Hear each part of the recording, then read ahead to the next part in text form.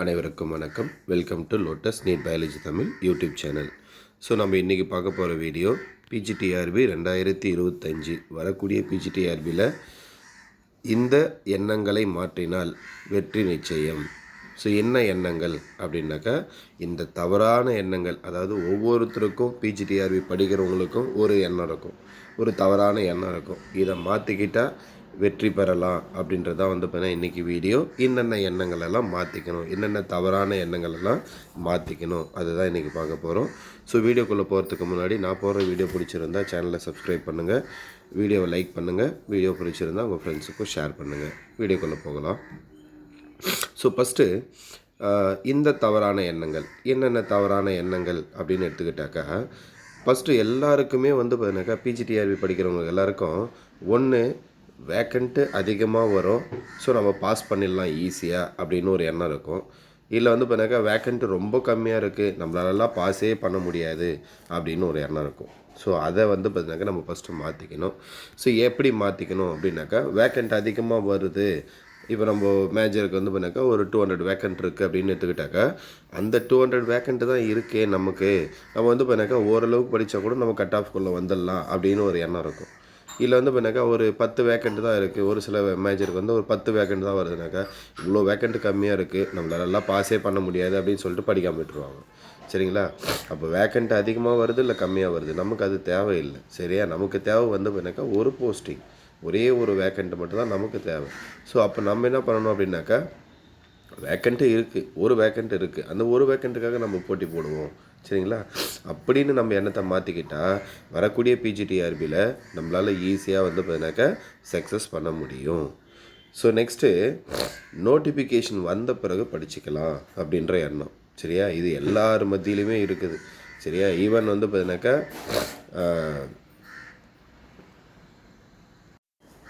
இது எல்லார் மத்தியிலுமே இருக்குது. சரிங்களா?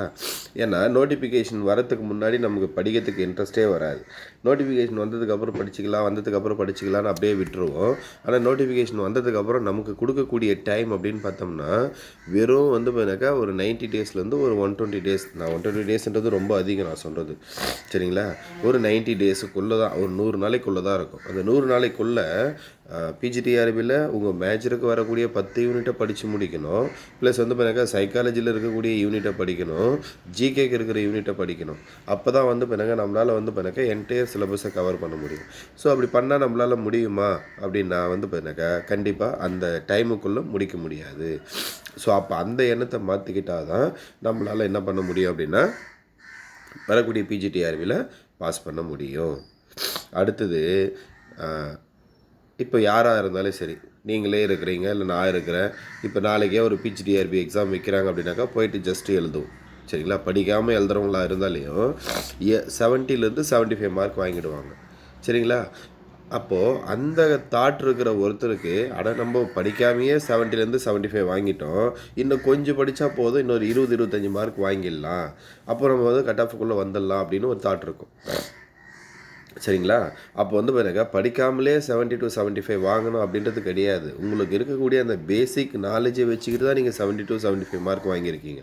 சரிங்களா? படிக்காமலாம் யாரும் வாங்குறதில்ல. அதே மாதிரி பார்த்தீங்கன்னா அந்த 70 to 75 மார்க் வாங்குறதுன்றது ஈஸி.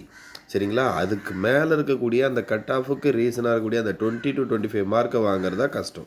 ஏன்னா இந்த 70 to 75 மார்க் எல்லாருமே வாங்கிடுவாங்க, எல்லாருக்குமே அந்த பேசிக் நாலேஜ் இருக்கும்.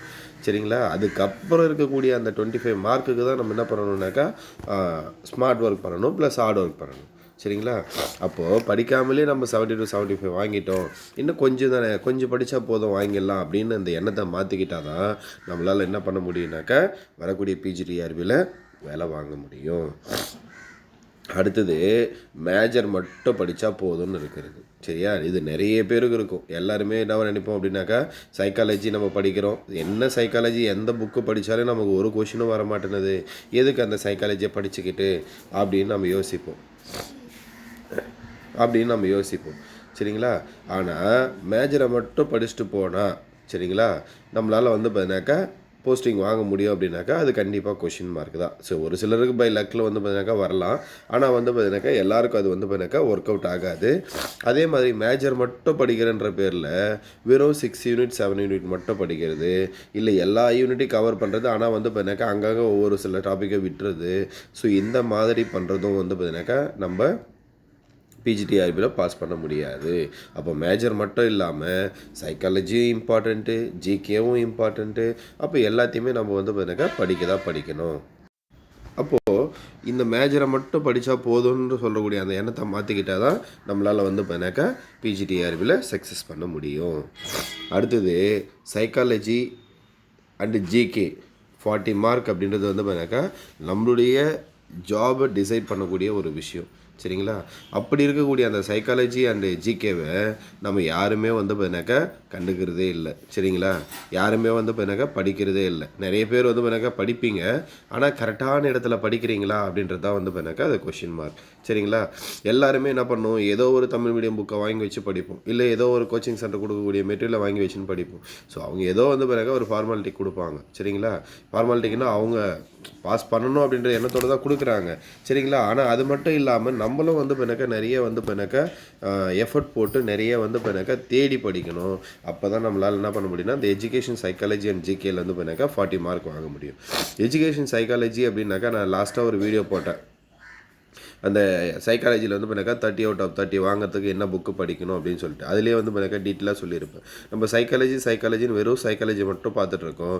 சைக்காலஜியில் கவர் ஆகிறது வெறும் 3 யூனிட் மட்டும்தான். அப்போ பேலன்ஸ் இருக்கக்கூடியது மற்ற யூனிட்டையும் அது எந்த புக்கில் வருதுன்னு பார்த்து படித்தா மட்டும்தான் நம்மளால் என்ன பண்ண முடியும்னாக்கா வாங்க முடியும். சரிங்களா? அதே மாதிரி எஸ்எஸ்ஏ அப்படின்னு ஒன்று இருக்கும். நம்ம வந்து பண்ணாக்கா இப்போது இங்கே எப்போ ஒரு முறை டிஆர்பி அந்த 2005லையோ 2010லையோ 2020லையோ எப்போ ஒரு முறை எப்போ டைமில் வந்து பண்ணாக்கா நீங்கள் பிஎட் முடிச்சிருப்பீங்க. அப்போ இருக்கக்கூடிய புக்கை வச்சுட்டு இருப்பீங்க. அப்போ எஸ்எஸ்ஏன்னு அதில் ஒரு டாபிக் இருக்குன்னா அதில் வந்து பண்ணாக்கா அப்போ என்ன கண்டென்ட் இருந்ததோ அப்போ என்ன இருந்ததோ அதை தான் கொடுப்பாங்க. ஆனால் இப்போ வந்து பண்ணாக்கா அந்த எஸ்எஸ்ஏல நிறைய வந்து பண்ணாக்கா அட்வான்ஸ்டு சரியா நிறைய விஷயத்தை வந்து பண்ணாக்கா இன்க்ரீஸ் பண்ணியிருப்பாங்க. இன்புட் மாற்றிருப்பாங்க, சேஞ்ச் பண்ணியிருப்பாங்க. அதெல்லாம் வந்து பண்ணாக்கா நம்ம நெட்டில் தேடி தான் படிக்கணும். அப்போது அந்த மாதிரி சைக்காலஜின்றது வந்து பண்ணாக்கா சைக்காலஜி மட்டும் இல்லை, மற்ற சப்ஜெக்டும் மற்ற யூனிட்டும் சேர்ந்தது தான் வந்து பண்ணாக்கா சைக்காலஜி. அது மட்டும் இல்லாமல் ஜிகே அதுவும் ரொம்ப இம்பார்ட்டண்ட்டு. ஈஸியாக 10 மார்க் வாங்கக்கூடியது. ஆனால் அதுக்கும் வந்து பண்ணாக்கா கொஞ்சம் நம்ம படிச்சிருந்தால் மட்டும்தான் வாங்க முடியும். அடுத்தது ஸ்கூல் புக்கு. சரிங்களா? இது எல்லாருமே வந்து பண்ணாக்கா ஒமிட் பண்ணக்கூடிய ஒரு இடம் எது அப்படின்னாக்கா இந்த ஸ்கூல் புக்கு. நிறைய பேர் வந்து பண்ணாக்கா ஸ்கூல் புக் படிக்கிறதே இல்லை. என் மேஜரில் வந்து ஸ்கூல் புக்கிலேருந்து கொஷினே வரதில்லை. சரிங்களா? ஏன் மேஜரில் கொஷின் வருது அப்படின்னு நம்ம யோசிப்போம். ஆனால் வந்து பிறகு படிக்கிறதே கிடையாது. ஏன் ஸ்கூல் புக்கு இம்பார்ட்டன்ட் சொல்கிறேன்னா ஸ்கூல் புக்கு தான் பேசிக் நாலேஜ்.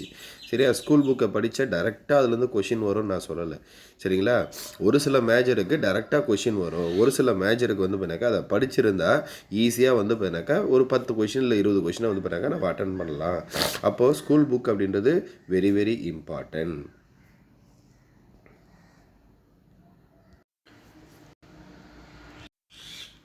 அடுத்தது டோட்டலாக 10 யூனிட்டில் உங்களுக்கு கஷ்டமாக இருக்கிற யூனிட்டை படிக்கணும். சரிங்களா? இப்போ வந்து பார்த்தீங்கன்னா டோட்டலாக 10 யூனிட் இருக்குன்னா எல்லாராலும் என்ன பண்ண முடியும்னாக்கா ஒரு 6 இல்லை 7 யூனிட்டை படிச்சிட முடியும். சரிங்களா? ஈஸியாக இருக்கும் உங்களுக்கு. ஏதோ ஒரு வகையில் அது உங்களுக்கு ஈஸியாக இருக்கும். சரிங்களா? ஆனால் பேலன்ஸ் இருக்கக்கூடிய 3 இல்லை 4 யூனிட் வந்து பார்த்தீங்கன்னா கஷ்டமாக இருக்கும். நம்ம என்ன பண்ணுவோம், ஈஸியாக இருக்கிற யூனிட்டை மட்டும் படிப்போம், கஷ்டமாக இருக்கிற யூனிட்டை படிக்க மாட்டோம். சரிங்களா? ஆனால் இங்கே பிஜிடிஆர்பிக்கு படிக்கிறவங்க எல்லாருக்குமே வந்து பார்த்தீங்கன்னா அந்த 6 இல்லை 7 யூனிட் வந்து பார்த்தீங்கன்னாக்கா ஈஸியாக இருக்கும். பேலன்ஸ் இருக்கக்கூடிய 3 இல்லை 4 யூனிட் வந்து பார்த்தீங்கன்னாக்கா கஷ்டமாக தான் இருக்கும். அதில் எந்த மாற்றமும் இல்லை. எல்லாருமே என்ன பண்ணுவாங்க, அந்த ஈஸியாக இருக்கிற யூனிட்டை மட்டும்தான் படிப்பாங்க, கஷ்டமாக இருக்கிற யூனிட்டை படிக்க மாட்டாங்க. சரியா? ஆனால் எல்லாருமே அந்த ஈஸியாக இருக்கிற யூனிட்டில் மார்க் எடுத்துருவாங்க. கஷ்டமாக இருக்கிற யூனிட் யார் படிக்கிறாங்களோ அவங்களால தான் என்ன பண்ண முடியும்னாக்கா அந்த டாப் ரேங்க்குள்ளே வர முடியும். இன்னும் சொல்ல போனால் அந்த கட் ஆஃபுக்குள்ளே வர முடியும். சரிங்களா? அப்போது நமக்கு ஈஸியாக இருக்கிற யூனிட்டையும் படிக்கணும், எது டிஃபிகல்ட்டாக இருக்குது எது கஷ்டமாக இருக்கோ அந்த யூனிட்டையும் படிக்கணும். அப்போ தான் நம்மளால் என்ன பண்ண முடியும்னாக்கா போஸ்டிங் வாங்க முடியும். சரிங்களா? அடுத்தது படிக்கிற அத்தனை யூனிட்டையும் நீங்கள் 10 யூனிட் படிக்கிறீங்களா, 10 யூனிட்டையும் கம்ப்ளீட்டாக படிக்கணும். சரிங்களா? எந்த ஒரு லைனையும் நீங்கள் விட்டுறக்கூடாது. அதே மாதிரி அந்த 10 யூனிட்டையும் குறைஞ்சது வந்து பண்ணாக்கா 3 இல்லை 4 டைம்ஸ் வந்து பண்ணாக்கா ரிவிஷன் பண்ணணும். சரிங்களா? ஒரே முறை படிச்சிட்டாக்கா நமக்கு ஞாபகம் வரும் அப்படின்னா கண்டிப்பாக வராது. சரிங்களா? ஒரு சில கொஷின் ஞாபகம் வரும். ஆனால் எக்ஸாம் ஹாலில் போய் உட்காந்தா இதுவா அதுவான்னு டைலமால இருக்கும். சரிங்களா? அப்போது நமக்கு படிச்சது எல்லாம் ஞாபகம் வரணும்னா குறைஞ்சது 3 இல்ல 4 முறை ரிவிஷன் பண்ணணும். அப்போ தான் நமக்கு வந்து பார்த்தீங்கன்னாக்கா படிச்சதெல்லாம் ஞாபகம் வரும். இல்லை படிச்சது எதுவுமே வந்து பார்த்தீங்கன்னாக்கா ஞாபகம் வராது. அப்போது இந்தந்த நான் இப்போ என்னென்ன சொன்னனோ அந்த எண்ணங்கள் எல்லாம் மாற்றிக்கிட்டிங்கன்னா எல்லார்கிட்டையுமே இந்த நான் சொன்னது ஏதோ ஒன்று இருக்கும். அது எல்லாம் மாற்றிக்கிட்டிங்கன்னா கண்டிப்பாக பிஜிடிஆர்பியில் நீங்கள் வந்து பார்த்தீங்கன்னாக்கா போஸ்டிங் வாங்க முடியும். சரியா? அடுத்தது எல்லாரும் ஒரு கொஷின் கேட்பீங்க, பிஜிடிஆர்பி வருமா சார் அப்படின்னா, வரும். சரிங்களா? அது ஒன்று தான் வந்து பார்த்தீங்கன்னா நம்மக்கிட்ட இருக்கிறது நம்பிக்கை தான். ஸோ வருமா வராதான்னு நம்ம வந்து பார்த்தீங்கன்னாக்கா ஃபோன் பண்ணி கேட்குறதுனாலையோ இல்லை யாரோ ஒருத்தர் சொல்கிறதுனாலையோ நடந்துட்டு போகிறதில்ல. வரும். வர்றது வந்து பார்த்தீங்கன்னாக்கா கொஞ்சம் டிலே ஆகும். ஏன்னா இந்த கவர்மெண்ட் அந்த மாதிரி இருக்குது. வரும்னு நம்பிக்கையோடு படிப்போம். கண்டிப்பாக வரக்கூடிய பிஜிடிஆர்பியில் போஸ்டிங் வாங்குவோம்னு சொல்லி இந்த வீடியோ முடிச்சுக்கிறேன். நன்றி, வணக்கம்.